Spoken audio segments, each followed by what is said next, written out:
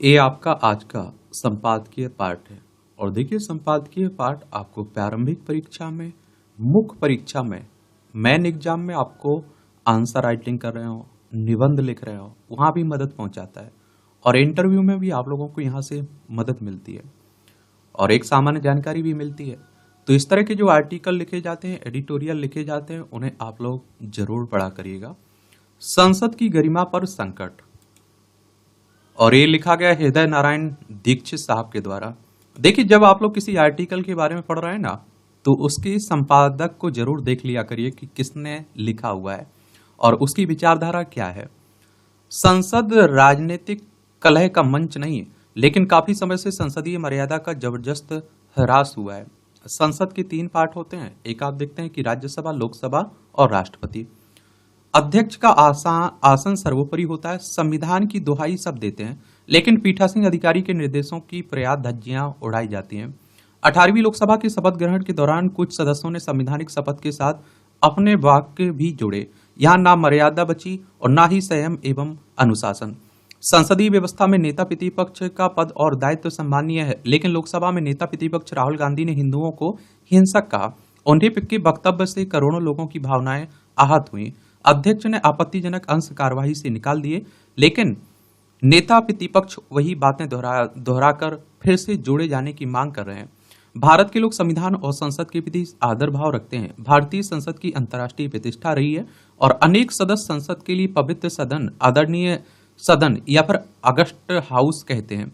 संसद सदस्यों पर विधि निर्माण और संविधान संशोधन की जिम्मेदारी है और आश्चर्य की अनेक सदस्य कार्यवाही में बाधा डालते हैं, नियमावली की भी उपेक्षा करते हैं। इससे आहत पूर्व लोकसभा अध्यक्ष सोमनाथ चटर्जी ने सदन की नियमावली को ही जला दिए देने की बात कही थी।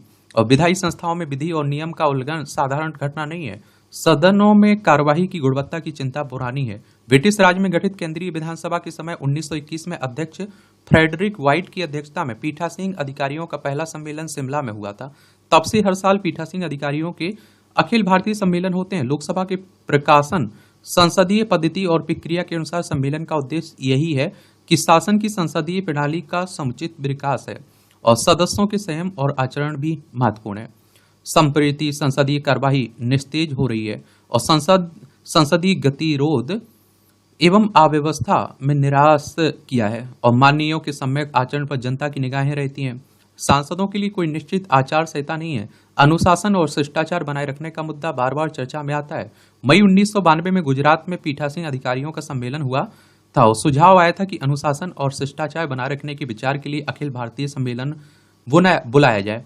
इसके अनुसरण में 23 और 24 सितंबर 1992 को संसद भवन के केंद्रीय कक्ष में पीठासीन अधिकारियों के सदनों के दलीय नेताओं और संसदीय कार्य मंत्रियों, सांसदों आदि की भागीदारी से में सम्मेलन हुआ।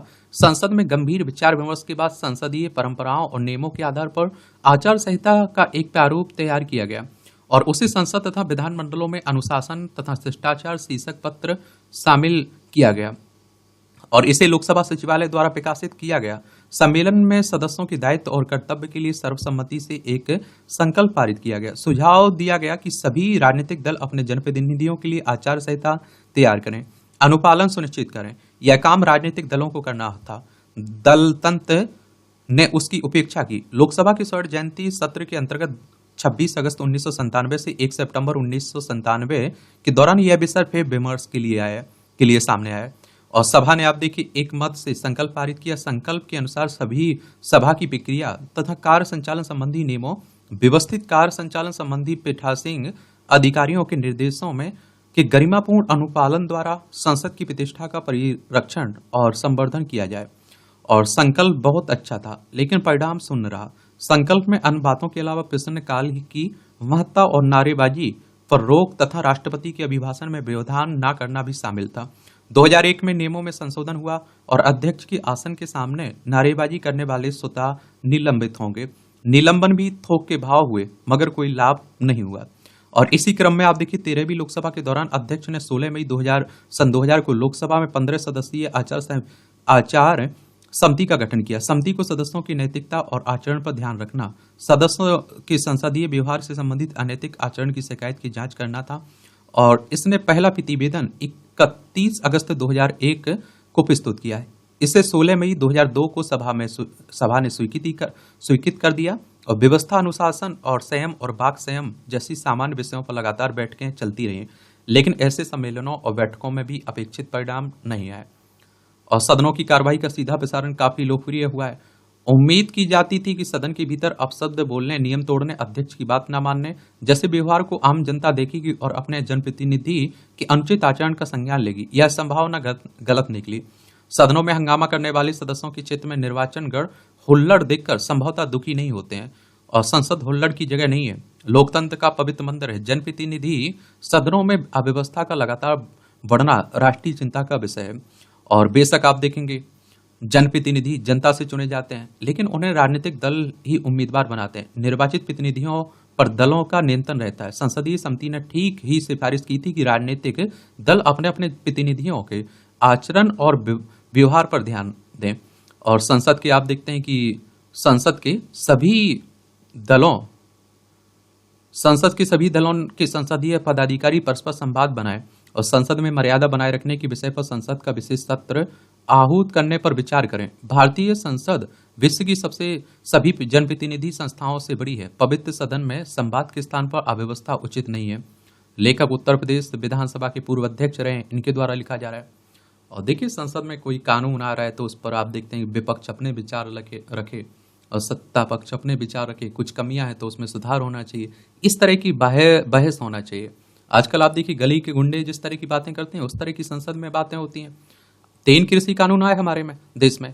सबसे अच्छी बात ये होनी चाहिए थी कि सरकार को पहले विपक्ष से और किसान संगठनों से बात कर लेनी चाहिए थी, लेकिन आपने देखा है कि सरकार ने किसी का जरूरी भी नहीं समझा। तीनों कृषि कानून आ चुके, लागू हो चुके, लागू होने की बात हो रही थी ना, फिर किसानों ने आंदोलन किया। एक लंबे समय तक किसान धरने पर रहे, बहुत सारे किसानों की उसमें डेथ भी हो गई। बाद में सरकार को वापस लेने पड़े। आप सोचिए अगर किसानों को भरोसे में लिया होता, विपक्ष को भरोसे में लिया होता तो इस तरह का कोई भी मुझे लगता है घटना ना होती। तो संसद बहुत बड़ी एक तरह से कानून नियम सब बनाने का काम करती है, लेकिन आजकल जिस तरह का चल रहा है वहाँ वो बड़ा दुखदाई है। INDI के जटिल समीकरण। लोकसभा चुनाव के बाद से संकेत मिलने लगे कि कांग्रेस और आप दिल्ली विधानसभा चुनाव अलग अलग लड़ेगी और मुझे लगता है कि ये राजनीति की बातें रही। और आम आदमी पार्टी क्यों दिल्ली में कांग्रेस से समझौता करेगी, क्योंकि आप सभी जानते हैं कि देखिए 70 सीटें हैं जिसमें से एक तरफा बहुमत मिलता है उसे, तो वो थोड़ी वहां क्या करेगी, ना पंजाब में करेगी विधानसभा में, ना वहां करेगी। पढ़ना हो तो पढ़ सकते हैं, राजनीति की बातें हो रही हैं। जो आर्टिकल आपको अच्छा लगता है पढ़ना हुआ करे तो इसकी PDF डाउनलोड कर लिया करिएगा। एजुकेशन सर्कल प्लेटफॉर्म पर डली रहती है, वहां से जाकर देख लिया करिएगा। शब्दों का प्रभाव। शब्दों को हमारे विचारों की मुद्रा कहा गया है। शब्दों में अतुलनीय शक्ति होती है, इनका अपना कोई आकार नहीं होता है, फिर भी मनुष्य के मन पर शब्दों का बड़ा व्यापक प्रभाव पड़ता है। शब्द हमारे मानसिक पटल का दर्पण माने गए हैं और जिस प्रकार एक वाद्य यंत्र की पहचान उसके स्वर से होती है, ठीक उसी तरह व्यक्ति की पहचान वाणी के माध्यम से बोले गए शब्दों द्वारा होती है और शब्दों के प्रयोग में मनुष्य के आचरण की सुचिता झलकती है। शब्द आदर्श होते हुए भी बड़ी सशक्तता के साथ श्रोता को प्रभावित करते हैं। शब्दों में ही आप देखिए मनुष्य के पारिवारिक सामाजिक संबंधों का निर्माण तथा विध्वंस निहित है। स्नेहिल शब्दों का प्रभाव औषधि के समान कल्याणकारी होता है और जिस प्रकार औषधि रोगी को शांति प्रदान करती है, उसी प्रकार शालीनता से प्रयोग किए गए शब्द सुनने वाले के मन में शांति और उल्लास का संचार करते हैं। क्रोधित अवस्था में बोले गए शब्द विष के समान मनुष्य के अंतःकरण को उद्विग्न बना देते हैं। वाणी द्वारा शब्दों का प्रयोग करते हुए विवेक का प्रयोग आवश्यक है और विवेकहीन होकर प्रयोग किए गए शब्द मधुर संबंधों को भी नष्ट कर देते हैं। मनुष्य के मन में उतरना तथा मन से उतरना शब्दों के प्रयोग पर ही निर्भर करता है। कटु एवं असभ्य शब्दों का प्रयोग शस्त्र के घाव से भी भयंकर होता है और आप देखिए शस्त्र का घाव तो कुछ समय पश्चात भर जाता है, परंतु शब्दों का जो घाव रहता है ना, शब्दों का जो आप देखिए, परंतु शब्दों द्वारा घायल किया गया मनुष्य का मानसिक पटल जीवन भर नहीं भरता है और शब्दों का प्रभाव बड़ा त्वरित और प्रबल होता है। शब्द विष भी हैं और अमृत भी। शब्दों के सांचे में ही मानवीय संबंधों का ताना बाना निर्मित होता है। मधुर एवं सौम्यता से परिपूर्ण शब्दावली में शत्रु को भी मृत बनाने की क्षमता होती है। शब्द वरदान भी बन जाते हैं और अभिश्राप भी। शब्दों से ही मनुष्य का व्यक्तित्व परिलक्षित होता है। बड़ा इंटरेस्टिंग कॉलम लिखा जाता है, पढ़ा करिएगा और मैं तो देखिए आप लोगों से हमेशा कहता हूँ कि विनम्र रहिए हर हाल में, इंसानियत बना के, मानवता बना के रखिए, कुछ भी करिए, आपको जो अच्छा लगता है करिए, बस इतना याद रखिए। विषाक्त वातावरण का नतीजा, अमेरिका में आप देखते हैं पूर्व राष्ट्रपति डोनाल्ड ट्रंप पर जानलेवा हमला एक बेहद गंभीर घटना है। वह बाल बाल बचे, लेकिन उन्हें निशाना बनाना वाला जिस तरह उन पर गोलियां बरसाने में सक्षम रहा, वह सुरक्षा में गंभीर चूक का नतीजा है। और अमेरिका जैसे देश में आप देखिए, यह इससे स्पष्ट होता है कि हमलावर की गतिविधि के बारे में ट्रंप की रैली में आए लोगों ने सुरक्षा कर्मियों को बताया भी था, लेकिन उन्होंने अपेक्षित कार्रवाई नहीं की। चूंकि हमलावर मारा गया, इसलिए यह जानना कठिन हो सकता है कि ट्रंप को निशाना बनाने के पीछे उसका उद्देश्य क्या था। लेकिन इससे इंकार नहीं है कि यह घटना उस विषाक्त राजनीतिक वातावरण का परिणाम जान पड़ती है जो अमेरिका में पिछले कुछ समय से व्याप्त है। चिंता की बात यह है कि यह विषाक्त राजनीतिक वातावरण दिन प्रतिदिन गहराता जा रहा है। अमेरिका इस समय राजनीतिक वैचारिक रूप से इतना अधिक विभाजित है कि उसका दुष्प्रभाव पूरे समाज पर पड़ रहा है। किसी भी लोकतंत्र के लिए यह स्थिति ठीक नहीं है, लेकिन इसमें संदेह है कि अमेरिका में वैचारिक विभाजन थमेगा। और अमेरिका में राष्ट्रपति, पूर्व राष्ट्रपतियों और राष्ट्रपति पद के उम्मीदवारों पर हमले का इतिहास रहा है। इस हमले में कई नेताओं की जान भी जा चुकी है। अमेरिका में सार्वजनिक स्थानों में गोलीबारी की घटनाएं नई नहीं है। ये घटनाएं अमेरिका में व्याप्त बंदूक संस्कृति का नतीजा है। इस बंदूक संस्कृति को लेकर विभिन्न स्तरों पर चिंता जताई जा चुकी है, लेकिन कोई भी उस पर रोक लगाने के लिए तैयार नहीं है। यह संस्कृति एक तरह से विश्व में सबसे घातक आंतरिक आतंक का पर्याय बन चुकी है। वैसे तो अमेरिका दुनिया भर को उपदेश देता रहता है, लेकिन वह यह देखने समझने को तैयार नहीं है कि स्वयं उसके अपने यहाँ क्या स्थिति है। डोनाल्ड ट्रंप पर एक ऐसे समय हमला हुआ जब राष्ट्रपति पद के लिए उनकी दावेदारी पर मुहर लगने वाली है, और इसके भरे पूरे असर भी है। इस हमले के बाद ट्रंप को सहानुभूति का लाभ मिलेगा और इससे वर्तमान राष्ट्रपति जो बाइडेन की कठिनाइयां बढ़ सकती हैं, इसलिए और भी क्योंकि उन पर पहले ही यह दबाव है कि वह अपने शारीरिक और मानसिक स्थिति को देखते हुए राष्ट्रपति का चुनाव लड़ने से पीछे हट जाए। और चूंकि अमेरिका विश्व का सबसे सशक्त लोकतंत्र है, वैश्विक राजनीति को वह कहीं गहराई से प्रभावित भी करता है, इसलिए यह स्वाभाविक है कि भारत समेत दुनिया भर के नेताओं ने ट्रंप पर हमले की निंदा करते हुए चिंता जताई। लेकिन इसकी अनदेखी नहीं की जानी चाहिए कि जैसा विषैला राजनीतिक वातावरण अमेरिका में है, वैसा दुनिया के अन्य देशों में भी बन रहा है। दुर्भाग्य से इनमें भारत भी है। राजनीतिक विरोध और असहमति का भाव जिस तरह शत्रुता में परिवर्तित होती जा रही है, वह शुभ संकेत नहीं है। उचित यह होगा कि अपने देश के नेता यह समझें कि जब राजनीतिक मतभेद एक दूसरे के प्रति विद्वेष में बदल जाते हैं तो इसके कैसे नतीजे होते हैं। देखिए, चुनाव हारे, देखिए जो जीते हैं वो भी हमारे ही देश के हैं, जो हारे वो भी हमारे देश के हैं।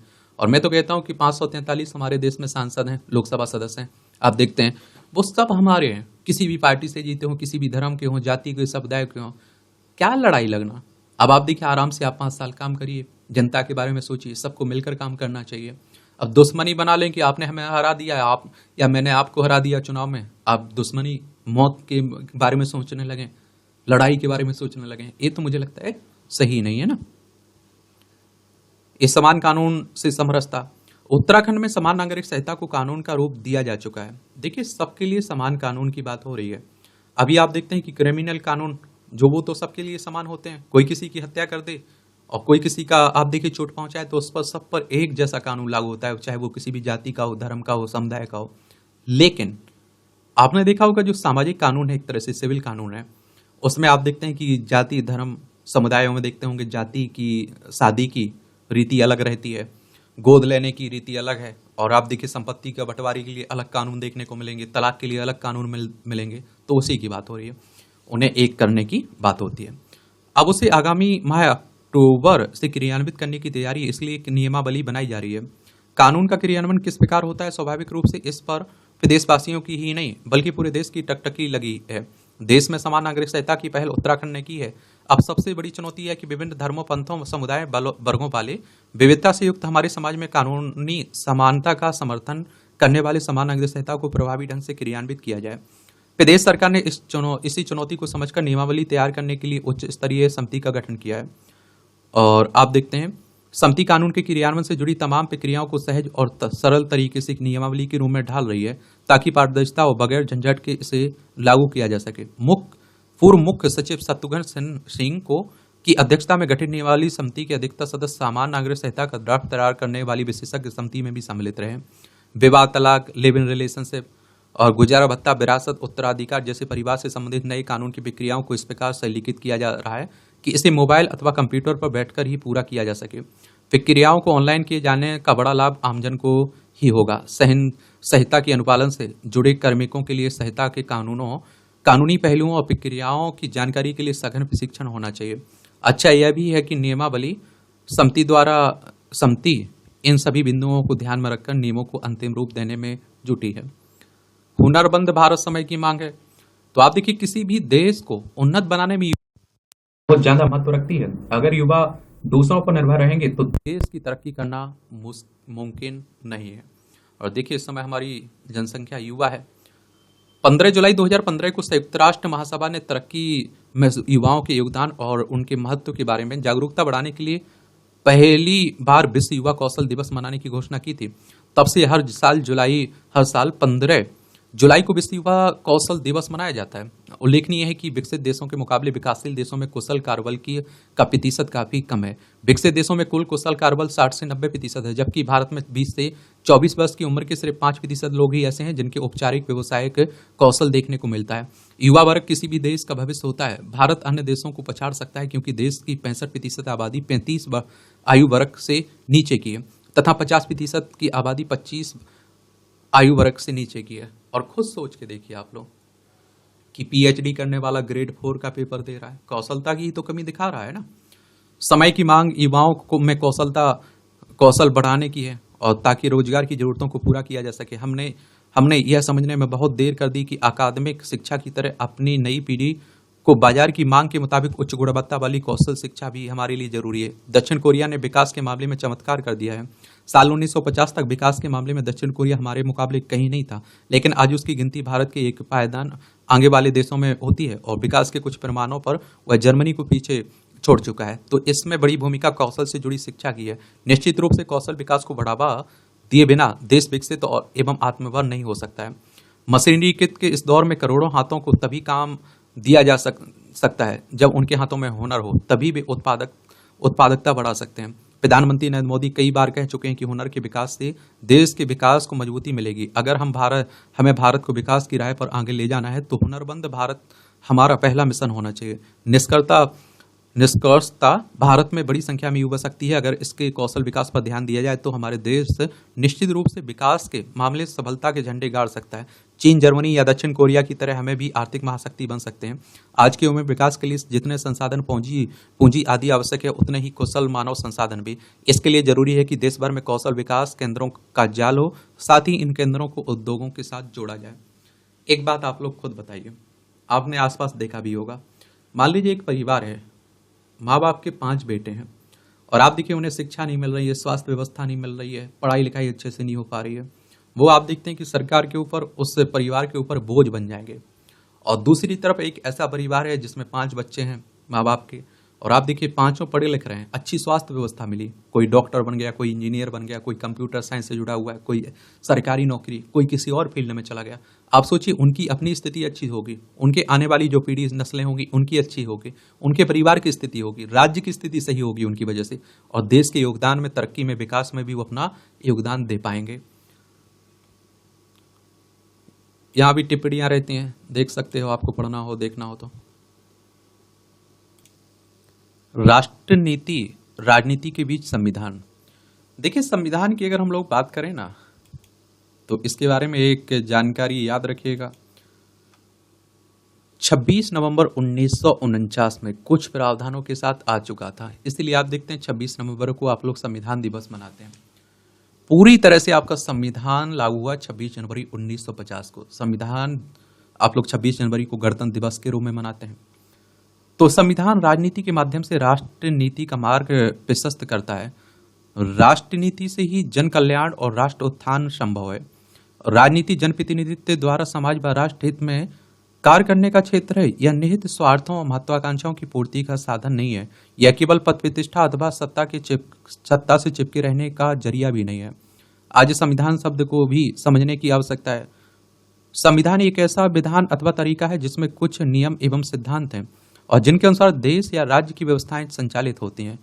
और आप देखें यह एक ऐसी मार्गदर्शी संकल्पना है जिसका अनुसरण करते हुए न्यायपालिका, कार्यपालिका एवं विधायिका कार्य करती है। संविधान सेतु है, किंतु आज राष्ट्रनीति और राजनीति के बीच संविधान को उलझाया जा रहा है। क्या आज संविधान की प्रति सत्ता प्राप्ति और भ्रम भय फैलाने का साधन नहीं बनती जा रही है। और तय रणनीति के अनुसार समूचा विपक्ष संविधान लोकतंत्र शब्द के इर्द गिर्द घूम रहा है और संविधान की पीति लहराई जा रही है। क्या वास्तव में यह संविधान और लोकतंत्र की चिंता के लिए है? क्या संविधान कोई खिलौना है जिसे बदल दिया जाएगा? क्या वास्तव में लोकतंत्र खतरे में है? आदि प्रश्नों के मूल में एक सुनियोजित और झूठा नैरेटिव है जो एक सामान्य व्यक्ति को सत्ता पक्ष के प्रति अविश्वास एवं निराशा की ओर लेकर जाता है। और विचार करें तो संविधान की दृष्टि में सब समान है और सबका सम्मान महत्वपूर्ण है। 26 जनवरी 1950 को संविधान लागू हुआ, तभी से यह देश संविधान से ही चल रहा है। विगत दिनों आप देखिए नीति आयोग की ओर से multi dimensional poverty in India पर जारी एक रिपोर्ट में यह स्पष्ट किया गया कि विगत 9 वर्षों में 24.82 करोड़ लोग बहुआयामी गरीबी से बाहर आए हैं।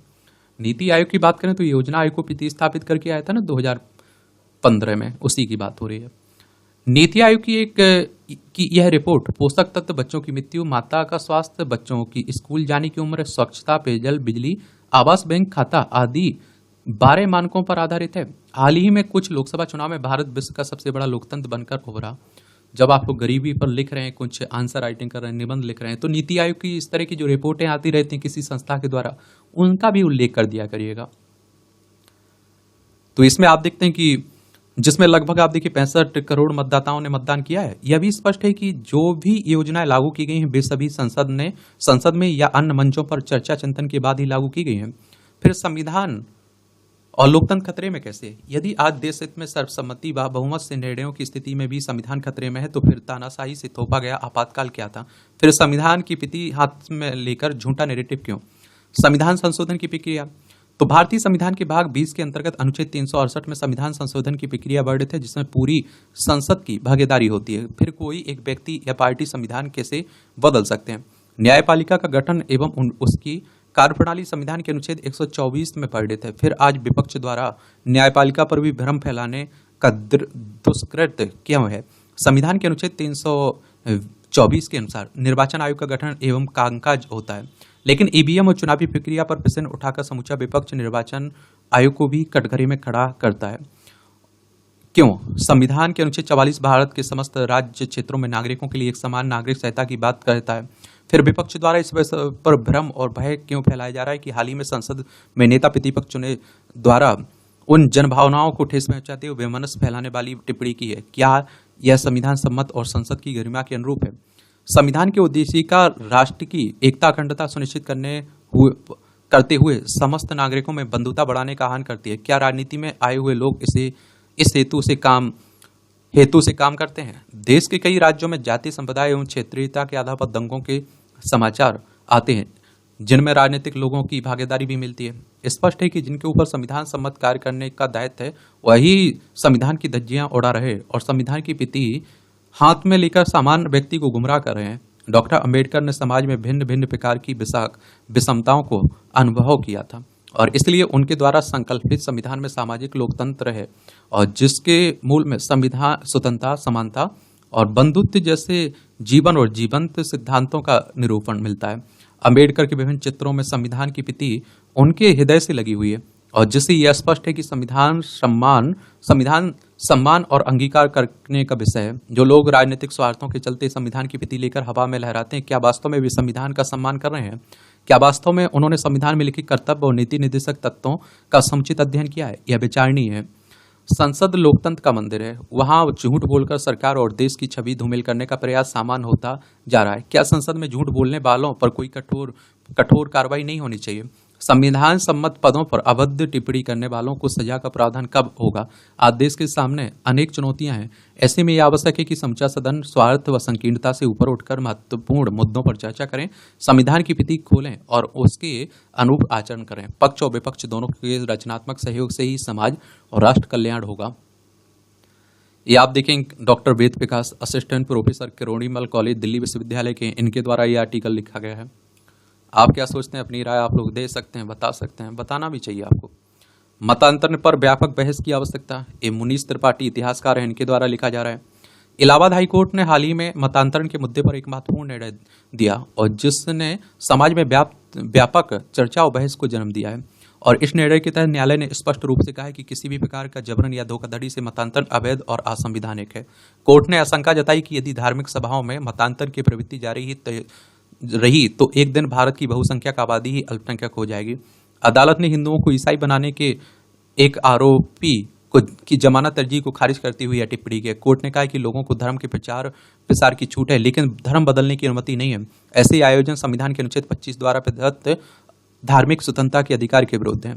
और वस्तुतः भारत एक धर्मनिरपेक्ष देश है जहां सभी धर्मों के समान अधिकार और स्वतंत्रता प्राप्त है। संविधान के अनुच्छेद 25 के तहत प्रत्येक व्यक्ति को अपने धर्म का पालन प्रचार प्रसार करने का अधिकार। हालांकि यह अधिकार पर्याप्त नहीं है, इससे कुछ प्रतिबंध है। यह निर्णय संविधान के इस अनुच्छेद की व्याख्या के संदर्भ में आता है। कानूनी दृष्टिकोण से यह निर्णय एक महत्वपूर्ण मिसाल स्थापित करता है। यह स्पष्ट करता है कि मतांतर के अधिकार का दुरुपयोग नहीं होना चाहिए और इसे केवल उन परिस्थितियों में ही मान्यता दी जानी चाहिए जब यह पूर्णतः स्वेच्छा से किया गया हो। आप किसी भी धर्म को मान सकते हैं, लेकिन वो जबरन नहीं होना चाहिए, झूठे साजिश के तहत नहीं होना चाहिए, लालच में नहीं होना चाहिए, जबरदस्ती नहीं होना चाहिए। और इससे भविष्य में मतांतर के विवादों में एक महत्वपूर्ण संदर्भ मिलेगा। इलाहाबाद हाई कोर्ट का यह निर्णय भारतीय समाज और कानून में एक महत्वपूर्ण मील का पत्थर है। यह न केवल मतांतर के मामलों में एक स्पष्ट दिशा निर्देश प्रदान करता है, बल्कि समाज में धार्मिक स्वतंत्रता और व्यक्तिगत अधिकारों की रक्षा भी सुनिश्चित करता है। मतांतर का मुद्दा सामाजिक और राजनीतिक दृष्टिकोण से भी महत्वपूर्ण है। इतिहास में विभिन्न धार्मिक समूहों द्वारा मतांतर की गतिविधियां देखी गई। भारत की स्वाधीनता के बाद 1956 में मध्य प्रदेश सरकार ने पहली बार मतांतर की घटनाओं की जांच के लिए एक समिति का गठन किया था, जिसे नियोगी समिति के नाम से जाना जाता है। इस समिति के अध्यक्ष भवानी शंकर नियोगी थे। समिति ने अपनी रिपोर्ट में विभिन्न धार्मिक संगठनों और मिशनरियों द्वारा मतांतर की गतिविधियों का विस्तृत विश्लेषण किया। नियोगी समिति की रिपोर्ट में पाया गया कि मतांतर के मुख्य कारण गरीबी, शिक्षा की कमी, चिकित्सा सुविधाओं की कमी थे।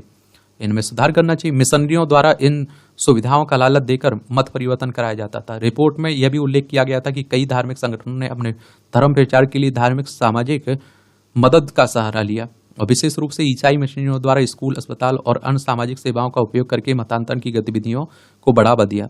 समिति ने सुझाव दिया कि ऐसी गतिविधियों को नियंत्रित करने के लिए कानून बनाया जाए। जब इलाहाबाद हाई कोर्ट ने आप देखिए मतांतर के प्रति अपनी चिंता जताई, तो ऐसे में उत्तर प्रदेश सरकार की इस बाबत ठोस कदम उठाने चाहिए। हालांकि उत्तर प्रदेश सहित कई प्रदेश में मतांतर के संदर्भ में कड़े कानून हैं, फिर भी विशेषकर ईसाई मिशनरियों ने अपने मकर जाल में पंजाब, केरल सहित पूर्वोत्तर के कई राज्यों को फांसने में सफलता प्राप्त। केंद्र और राज्यों की सरकारें 1956 की नियोगी समिति की अनुशंसा को तत्काल मान लेती हैं, तो आज मतांतर की इतनी बड़ी समस्या हमें देखने को नहीं मिलती। लिहाजा समय आ गया कि इस बारे में समग्रता से विचार किया जाए। आप लोग क्या सोचते हैं इस तरह के घटनाओं पर? अपनी राय जरूर दिया करिएगा।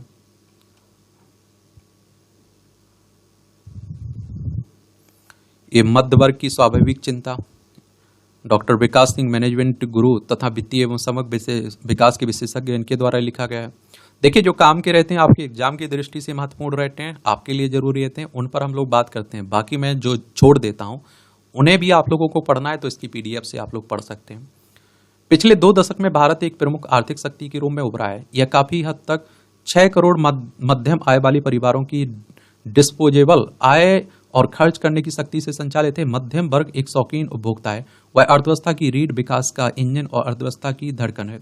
और आप देखेंगे कि अर्थव्यवस्था का 2/3 हिस्सा घरेलू केंद्रित है। जीवंत मध्य वर्ग उपभोक्ता है और आप देखेंगे कि और विकास का प्रेरक है। परोक्ष कर राजस्व में व्यापक योगदान करते हुए वह अर्थव्यवस्था का पोषक करता है। भारतीय अर्थव्यवस्था में कई चीजें अच्छी रहती हैं। पिछले 3 दशकों की आप देखिए तेज विकास ने बड़ी संख्या में लोगों को गरीबी से बाहर निकाला है, उन्हें आराम और सम्मान के साथ जीवन जीने का अवसर दिया है और इससे इस महत्वाकांक्षी वर्ग का बड़ा हिस्सा मध्यम आय वर्ग में शामिल हो गया है। परंतु हमारे नीति निर्माताओं और अर्थशास्त्रियों के पास मध्यम वर्ग की कोई सटीक परिभाषा नहीं है। गरीबी की सीमा से ऊपर या संपन्नता के नीचे हर कोई मध्यम वर्ग में आता है। आय के 5 क्षेत्रों में 16,000 परिवारों के बीच किया गया एक विशेष अध्ययन बताता है कि भारत को एक समग्र और व्यापक संकेतक की आवश्यकता है जो सामाजिक विशेषताओं के साथ जुड़े हुए कई आर्थिक खूबियों पर आधारित है। जबकि आय वास्तव में सबसे बड़ी कुंजी है, तो कौशल, व्यवसाय, शिक्षा, आवास जैसे अन्य कारक, सामाजिक नेटवर्क, जीवन शैली जैसे अन्य कारक भी महत्वपूर्ण घटक हैं। आमतौर पर मध्यम वर्ग के घर में 10 वयस्क सदस्यों में से कमाने वाले केवल 6 सदस्य हैं और परिणाम स्वरूप अन्य मासिक खर्चों के साथ साथ स्वास्थ्य, बच्चों के पालन पोषण, शिक्षा, आवास की बढ़ती लागत के साथ तालमेल नहीं रख पा रहे हैं। अध्ययन में अस्पताल में भर्ती होने या नौकरी छूटने पर प्रकाश डाला गया है, जो किसी मध्यम आय वाले परिवार को 3 साल पीछे कर देता है। महंगाई की मार मध्यम आय वर्ग पर ज्यादा पड़ती है। कम आय और महत्वाकांक्षी वर्ग के लिए भोजन और मूलभूत वस्तुओं की कीमतें कृत्रिम रूप से नियंत्रित होती हैं। अपेक्षाकृत स्थिर आर, तो आप देखिए मध्यम वर्ग में रहन सहन जीवन भर की चुनौती है। राष्ट्रीय आय में बढ़ोतरी के बावजूद वितरण कर्व में मध्यम आय वाले परिवारों की आय पिछले दशक के लिए वास्तविक और सापेक्ष महत्वाकांक्षाओं वर्ग के लिए दोनों स्थितियों में स्थिर रही है। 16,000 लोगों के बीच किए गए सर्वे में 5 उत्तरदाताओं में से 4 ने अफसोस जताते हुए कहा कि वे इस मामले में असहाय हैं। और संबंधित विशेष अध्ययन में कहा गया है कि जहां आय असमानता विकास के लिए ठीक नहीं है, इसकी स्थिरता आय वितरण समान रूप से विकास को प्रभावित करता है।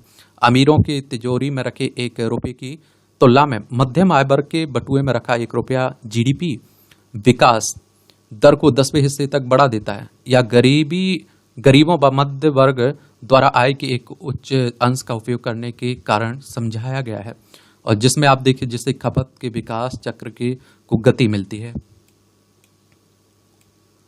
क्या मिलती है? गति मिलती है।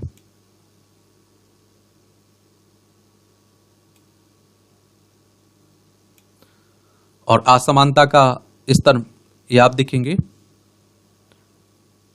तो मध्यम वर्ग और गरीबों की आय को बढ़ावा देना सामाजिक मान्यता है। यह एक बड़ा आर्थिक चालक और मल्टीप्लायर है, जबकि वे बहुप्रतीक्षित कल्याण कार्यक्रमों और सब्सिडी के पात्र हैं। लेकिन उन्हें यह महसूस करना चाहिए कि दुनिया बदल गई है। टैक्स और हस्तांतरण आमतौर पर असमानता के स्तर को कम करते हैं, लेकिन मध्यम आय का समर्थन करने के लिए बहुत कम किया है, जबकि सरकारी नीतियां मध्यम वर्ग के परिवारों को सहायता प्रदान करने में भूमिका निभा सकती हैं। वहीं लोगों को भी अपनी वित्तीय अनुकूलता की रक्षा के लिए बड़े और साहसिक कदम उठाने की आवश्यकता है। इसमें अधिक बचत करना, कौशल में निवेश करना, उद्यमिता आदि शामिल हो सकते हैं। उन्हें समान रूप से इस विचार को स्वीकार करने की आवश्यकता है कि निचले स्तर वाली व्हाइट कॉलर नौकरियां बहुत कम होती जा रही हैं, जबकि उसके दावेदार अधिक हैं। उन्हें श्रम की प्रतिष्ठा के विचार को भी अपनाना चाहिए। खर्च पर नियंत्रण, देखा गया है कि मध्यम आय वालों के गैर जरूरी खर्च अपेक्षाकृत अधिक होते हैं, और जिस पर आप देखिए लगम लगाने की जरूरत है। अध्ययन में इस बात पर प्रकाश डाला गया है कि शादी पर खर्च दूल्हे के औसत वार्षिक वेतन का लगभग 6 गुना है। उन्हें यह स्वीकार करने की जरूरत है कि सार्वजनिक क्षेत्र और अन्य व्हाइट कॉलर नौकरियां अतीत की बात हो गई हैं। बढ़ते शौचालन परिवेश में व्हाइट कॉलर नौकरियां टिकाऊ नहीं है। वहीं नीति निर्माताओं ने केवल 2 सामाजिक समूहों अर्थात अमीर और गरीब पर ध्यान केंद्रित किया है, और मध्यवर्ती समूहों द्वारा निभाई जाने वाली सामाजिक आर्थिक भूमिका की उपेक्षा की है। मध्यम व वेतनभोगी वर्ग की निराशा को कोई भी समझ सकता है, जबकि मध्यम आय वर्ग के योगदान को पहचानने यहाँ तक कि प्रोत्साहन करने की आवश्यकता है। प्रधानमंत्री का बड़ा लक्ष्य लोगों को गरीबी से मध्यम वर्ग में ले जाने के प्रयासों को तेज करना है। और आप देखेंगे इसमें आप देखते हैं कि जबकि मध्यम आय वर्ग के योगदान को पहचानने यहाँ तक कि प्रोत्साहन करने की आवश्यकता है। प्रधानमंत्री का बड़ा लक्ष्य लोगों को गरीबी से मध्यम वर्ग में ले जाने के प्रयासों को तेज करना है, और मध्यम आय वर्ग की प्रगति को सुनिश्चित करना होना चाहिए। यह परिवर्तन तीव्र विकास को प्रोत्साहन करेगा और समावेशी विकास के लिए महत्वपूर्ण होगा। तो इस तरह से आप देखिए आज के संपादकीय पाठ की कहानी आपकी खत्म होती है। दैनिक जागरण का जो संपादकीय पाठ रहता है, एक जनसत्ता का आर्टिकल भी मुझे बड़ा पसंद है, बड़ा अच्छा लगता भी है, और ये बड़ा अच्छे लेवल का लिखा जाता है। आपके सिविल सर्विस की जो डिमांड रहती है, स्टेट पीसीएस की जो डिमांड रहती है, उसी के हिसाब से लिखा जाता है। भारत की युवाओं का दिखता भरोसा, तो आप देखिए हमें गर्व है कि हम एक युवा देश है, और आप देखिए जनसंख्या हमारी युवा ही है, क्योंकि हमारी आधी से अधिक आबादी 36 वर्ष तक की है, और आप देखिए इनमें युवाओं की है, और उनमें से भी 3/4 आबादी ऐसे नौजवानों की है जो 16 से 26 वर्ष की उम्र के हैं, और अपने लिए इस नए भारत में जिंदगी की सार्थकता तलाश रहे हैं। और इस नारा प्रेमी और उस उत्सव धर्मी देश में नौजवान अपने लिए अपनी जमीन और थोड़े से आत्मगौरव की तलाश करते हैं। उन्हें अनुकंपाओं की बरसात से भींगी धरती की जगह धूप से तपती मेहनत मांगती वह धरती चाहिए, जो उनकी योग्यता के अनुसार रोजगार दे सके, और वे अपनी मेहनत से सफलता की सीढ़ियां चढ़ते हुए बिना किसी बैसाखी के जी सकें, मगर ऐसा नहीं है। और नव निर्माण और नव जागरण के लिए सबसे पहले तो शिक्षा और सम्मानजनक पेशे चाहिए, और इनके लिए प्रवेश परीक्षाएं आयोजित होती हैं, और जो उनकी योग्यता का उचित मूल्यांकन करके उन्हें सम्मानजनक रोजगार दे सके। मगर रोजगार की गारंटी इस देश में नहीं है, और जो नौजवान जय किसान और जय अनुसंधान के देश को दिए मूल मंत्र का अनुसरण करते हुए अपनी जमीन की तलाश करना चाहते हैं, उन्हें उचित प्रशिक्षण के लिए दाखिला परीक्षाओं से गुजरना पड़ता है। और ये आप देखिए, पिछले दशकों में ऐसे शिक्षण संस्थान निजी क्षेत्र में कुकुरमुत्तों की तरह उग गए हैं, आए हैं, और शिक्षा दुकान ना बने और उसके दाखिले चोर दरवाजे ना बने, और इसके लिए देश में एक राष्ट्रीय परीक्षा एजेंसी यानी एनटीए की स्थापना की गई है।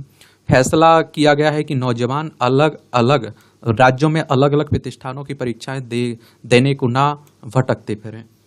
और आप देखेंगे इसमें और उन्हें एक देश एक परीक्षा का मूल मंत्र एनटीए द्वारा दिया गया।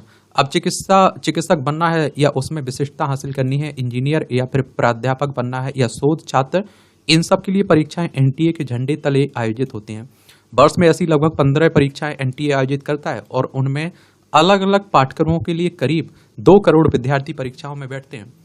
एनटीए की नेशनल टेस्टिंग एजेंसी की बात हो रही, 2017 में इसकी स्थापना हुई थी। आजकल ये भी सवालों के घेरे में है, मगर इस प्रक्रिया में हर वर्ष पर्चा फोड़ होते हैं।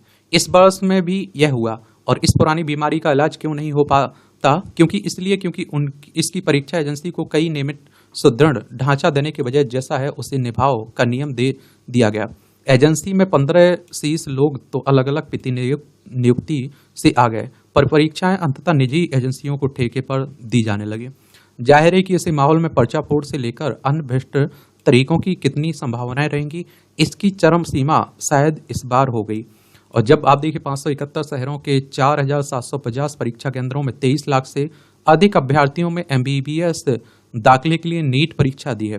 नतीजा निकला तो 67 छात्र प्रथम श्रेणी से थे, उन्हें आप देखिए 720 से 720 अंक मिले। स्पष्ट हुआ कि नंबरों का बंटवारा तर्कहीन तरीके से हुआ है, शोर शराबा हो गया। जांच में पता चला कि सीमित ढंग से अनुचित साधनों का इस्तेमाल किया गया, पकड़ धरपकड़ होने लगी। बिहार से बहुत खबरें आई, लेकिन परीक्षा में बड़ी गड़बड़ी के संकेत नहीं मिले। इस बार की गड़बड़ी से परीक्षार्थियों का विश्वास परीक्षा लेने वाली एजेंसियों पर डिग गया है, और योग्यता का मूल्यांकन अगर इसी तरीके से होना है कि परीक्षा के ढांचे में चोर गलियां निकल आएंगी और आप देखेंगे कि अयोग्य छात्र उन्हें धक्का देकर निकल जाएंगे, तो इससे बड़ा अन्याय उन मेहनती छात्रों के लिए क्या हो सकता है जो वर्षों से घर छोड़कर, और छात्रों का संघर्ष मैं कहता हूं दुनिया में सबसे बड़ा संघर्ष है, क्योंकि जिस माहौल में वो निकलते हैं, जिस माहौल में वो रहते हैं और जिस तरह से रहते हैं, बहुत बड़ी बात होती है। कोटा जैसी जगहों में परीक्षाओं की तैयारी करने में दिन रात एक कर रहे हैं। परीक्षाएं तो सही मूल्यांकन के विश्वास के लिए आधार पर चलती हैं। तभी सुप्रीम कोर्ट ने भी 18 जून को नीट मामले की सुनवाई करते हुए कहा था कि 0.001% भी गड़बड़ी हुई तो उसकी जांच करो। सीबीआई की जांच में यहाँ वहाँ दोषी भी पकड़े जाने लगे। संसद में इस पर बहस की मांग भी उठी। और देखिए, सुप्रीम कोर्ट की बात करें तो हमारी सर्वोच्च अदालत है। संविधान के अनुच्छेद 124 के तहत सुप्रीम कोर्ट की स्थापना की बात की गई। 28 जनवरी 1950 में स्थापना हुई थी। CBI central bureau of investigation की बात हो रही है, 1 अप्रैल 1963 में स्थापना हुई थी। नई दिल्ली में हेडक्वार्टर देखने को मिलेगा। नौजवान ही किसी देश का भविष्य होते हैं, और जब वह ही अंधेरे में भटकने लगे तो देश का भविष्य भला कैसे होगा। सर्वोच्च न्यायालय में दायर याचिकाओं पर विचार हुआ कि क्या नीट की दोबारा परीक्षा ली जाए।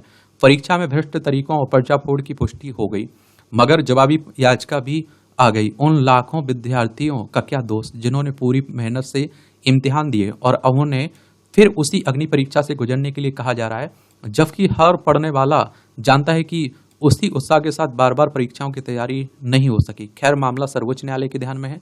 केंद्र सरकार और एनटीए के हलफनामा में भी सुप्रीम कोर्ट में आए कि नीट परीक्षा दोबारा करने की जरूरत नहीं है। लाखों मेहनती छात्रों का दोबारा बेवजह परीक्षा की भट्टी में ना झोंका जाए। दोषी तो पकड़े जाएं, लेकिन नीट के यही परीक्षा परिणाम सफल छात्रों के साथ रहेंगे देश भर की चिकित्सा संस्थाओं में दाखिले के लिए। और इन इम्तिहानों के आधार पर अलग अलग मेडिकल कॉलेजों में काउंसलिंग शुरू होने लगी थी, और जो अब जुलाई के अंत तक टल गई, और सुप्रीम कोर्ट ने अंतिम फैसले का इंतजार हो रहा है।